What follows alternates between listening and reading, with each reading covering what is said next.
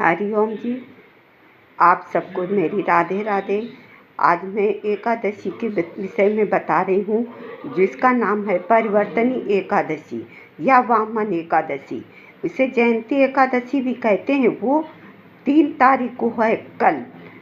कल ही आप लोग व्रत करिएगा, परंतु ऐसा मना नहीं है कि यदि एकादशी को आप ना रह पाए तो द्वादशी को व्रत कर सकते हैं, अनजाने में छूट जाए, परंतु दशमी का व्रत नहीं रहना चाहिए।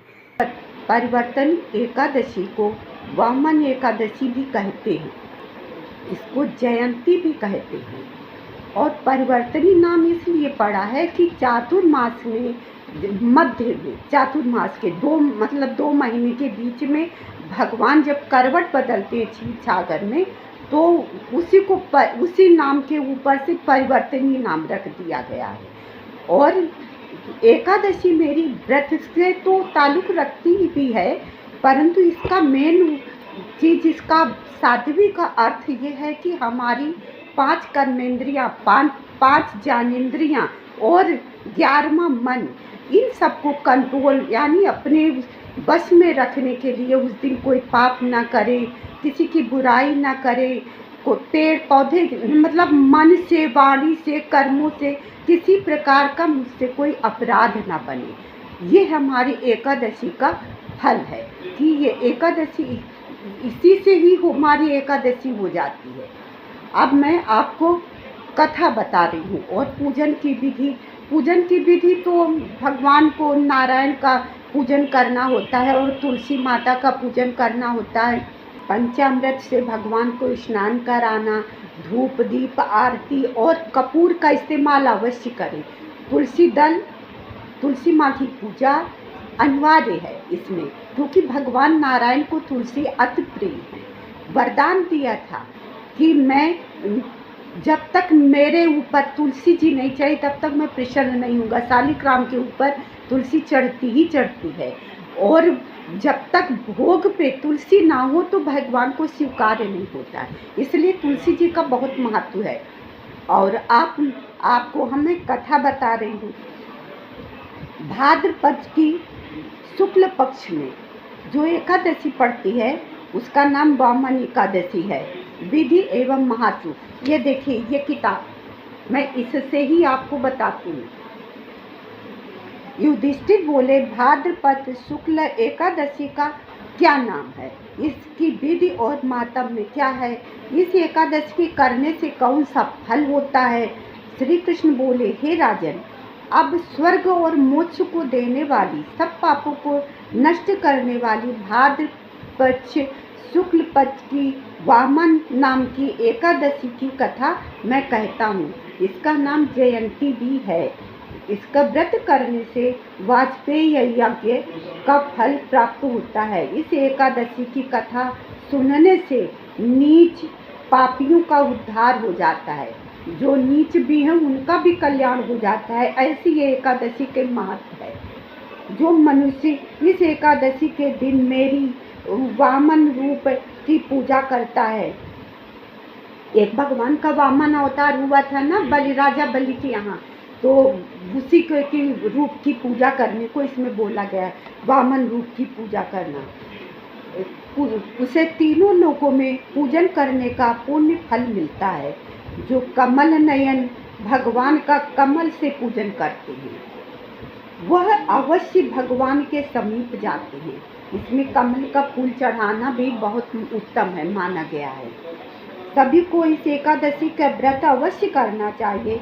इस दिन भगवान विष्णु क्षीर सागर में अपने 4 मास के शयन के मध्य में करवट लेते हैं, इसलिए इसको परिवर्तनी एकादशी भी कहते हैं। युधिष्ठिर बोले, मुझे अति जिज्ञासा हो रही है, यानी जानने की इच्छा हो रही है कि भगवान विष्णु किस प्रकार सोते और करवट लेते हैं, तथा किस तरह उन्होंने राजा बलि को वचन में बांधा और वामन रूप रखकर क्या क्या लीलाएं की। जो मैंने बताया ना, वही उसी फिर से कथा लिखी है। श्री कृष्ण बोले, हे राजन, अब आप सब पापों को नष्ट करने वाली इस कथा को श्रवण करें, यानी सुने। त्रेता युग में बलि नामक एक दैत्य था। वह अत्यंत दानी था। वह वेद सूक्तों से भगवान विष्णु का पूजन किया करता था। वेद सूक्तों यानी मंत्रों से भगवान विष्णु का पूजन किया करता था। दैत्य अवश्य था, मगर वो भगवान नारायण को मानता था तथा नित्य ही ब्राह्मणों का पूजन एवं यज्ञ भी करता था। अपनी भक्ति और यज्ञों के प्रभाव से उसने इंद्रलोक तथा सभी देवताओं के लोगों को जीत लिया। एक दिन सब देवता एकत्र होकर सोच विचार कर भगवान विष्णु के पास नतमस्तक होकर वेद मंत्रों द्वारा भगवान का पूजन और स्तुति करने लगे। तब भगवान ने वामन रूप धारण करके 5वां अवतार लिया। वामन अवतार तो भगवान के 5वें अवतार में गिनती होती है। और फिर अत्यंत तेजस्वी रूप से राजा बलि को जीत लिया।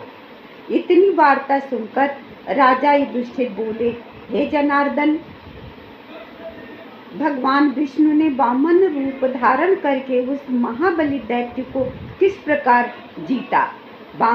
वामन ब्रह्मचारी बालक के रूप में भगवान विष्णु में महादानी राजा बलि से 3 पग भूमि की याचना की। राजा बलि ने इसको तुच्छ सी याचना समझकर, राजा बलि को समझ नहीं पाया भगवान को, ये नारायण अवतार 3 पग भूमि बालक है, कितनी जमीन ले लेगा। तो उसने ये याचना उसने स्वीकार कर ली।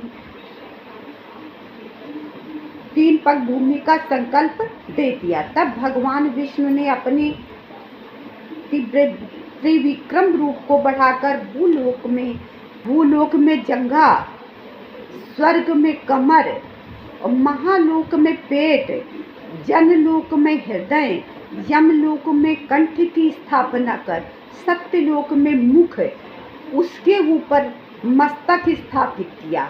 इसे देखकर सूर्य, चंद्रमा आदि सब इंद्रादिक देवता वेद सूत्रों द्वारा स्तुति करने लगे। तत्पश्चात राजा बलि ने वामन भगवान ने हाथ पकड़कर कहा, राजन, एक पग से पृथ्वी, दूसरे से स्वर्गलोक पूर्ण हो गया, अब तीसरा पग कहाँ रखूं? इस पर बलि ने अपना सिर झुका दिया और भगवान ने अपना पैर बलि के मस्तक पर रख दिया, जिससे भक्त बलि पाताल को चला गया। जब भगवान ने पैर रखा उसके मस्तक पे तो वो पाताल लोक को चला गया।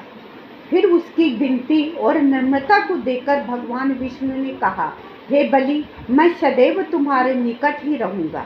ये वरदान दिया था। बलि के कहने पर भाद्रपद शुक्ला परिवर्तनी एकादशी के दिन बलि के आश्रम पर भगवान विष्णु का एक स्वरूप स्थापित हुआ और दूसरा क्षीर सागर में शेष नाग के शैया पर शयन करता है। हे राजन, इस एकादशी को भगवान शयन करते हुए करवट लेते हैं, इसलिए तीनों लोकों के स्वामी भगवान विष्णु का पूजन करना चाहिए। तांबा, चांदी, चावल और दही का दान करना चाहिए। रात्रि को जागरण अवश्य करना चाहिए। जागरण तो हर एकादशी में करना ही चाहिए। जो विधि पूर्वक इस एकादशी का व्रत करते हैं वे सब पापों से मुक्त होकर स्वर्ग को जाते हैं। जो मनुष्य इस पापनाशक कथा को पढ़ते या सुनते हैं उनको अश्वमेध यज्ञ का फल प्राप्त होता है। बोलो एकादशी माता की जय।